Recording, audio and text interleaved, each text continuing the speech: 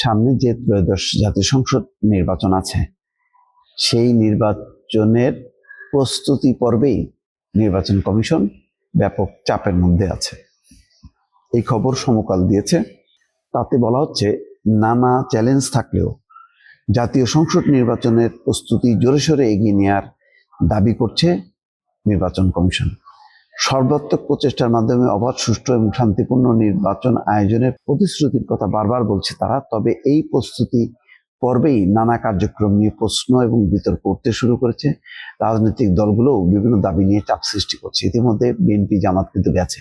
যেমন বিএনপি যে বলেছে যে ইসলামী ব্যাংক এবং ইবনে সিনার প্রতিষ্ঠানগুলো কোনো কর্মকর্তা নির্বাচন দায়িত্ব পালন করতে পারবে না। পাল্টাভাবে আবার জামাতও যে কিছু শর্ত দিয়ে এসছে। ফলে নির্বাচন কমিশন এই প্রস্তুতি পর্বে কিন্তু রাজনৈতিক দলগুলোর চাপ সামলাচ্ছে।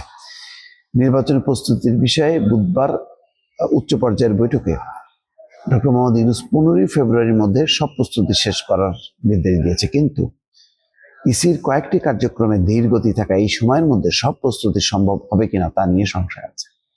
ওই যে বডি ক্যামেরা কেনার কথা বলা হচ্ছে, এই সময়ের মধ্যে বডি ক্যামেরা যে দায়িত্বরত পুলিশরা ব্যবহার করবে, সেটা সম্ভব হবে কিনা সন্দেহ আছে। আগামী ফেব্রুয়ারির প্রথমার্ধে ভোট আয়োজনের প্রস্তুতি নিচ্ছে নির্বাচন কমিশন। ডিসেম্বরের প্রথমার্ধে তফসিল ঘোষণা করার কথা।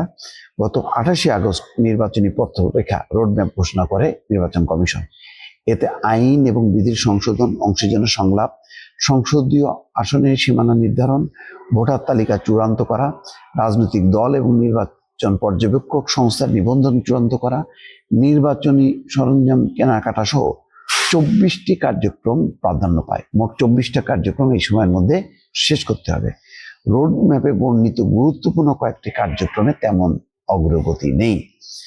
আরপিও সংশোধন নিয়ে নানা প্রশ্ন। যে আরপিও সংশোধনী আদেশ গত বুধবার হয়েছে, আইন মন্ত্রণালয় মিটিং শেষে রাষ্ট্রপতি সই করলে এটা সংশোধনী যাক, সেটা নিয়ে বিতর্ক হয়েছে।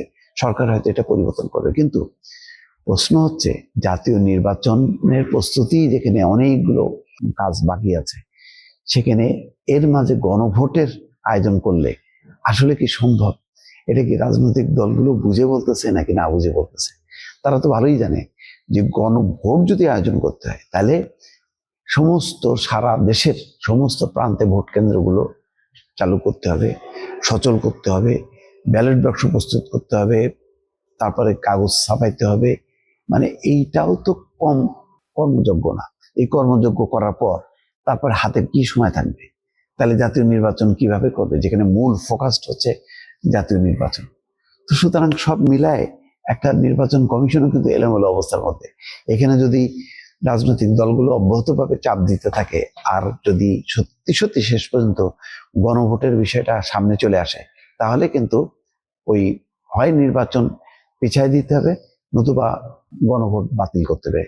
নির্বাচন কমিশনকে বলতে হবে যে আমরা জাতীয় নির্বাচনের আগে গণভোট করতে পারবো না, আর যদি গণভোট করতে হয় তাহলে জাতীয় নির্বাচন পিছাইতে হবে। এখন কোনটা কোন দিকে যাচ্ছে সেটার জন্য নিশ্চয়ই আরো কিছুদিন অপেক্ষা করতে হবে দর্শক।